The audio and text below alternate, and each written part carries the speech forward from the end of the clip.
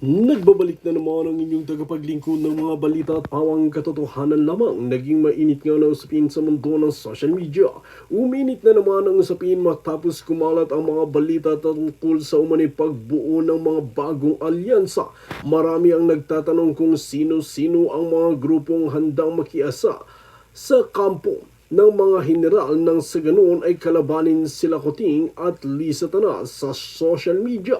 Talagang nagkaroon ng mabilis na anunsyo ng pagsugod nga ng mga general at mga iba pang men in uniform kontra kay Kuting ng Norte. Dito nga natin makikita na talagang hindi na nila masikmura ang mga karumal-dumal na nangyayari sa bansa natin. Ayon nga sa kanilang sinumpaan na salaysay ay talagang para suportahan at ipagtanggol ang taong bayan, hindi suportahan ang mga korap na mga opisyales. Ito ang banat ng mga gerilya na talagang kumampinga sa mga general laban kay Kuting ng Norte at kay Lisa Tanas.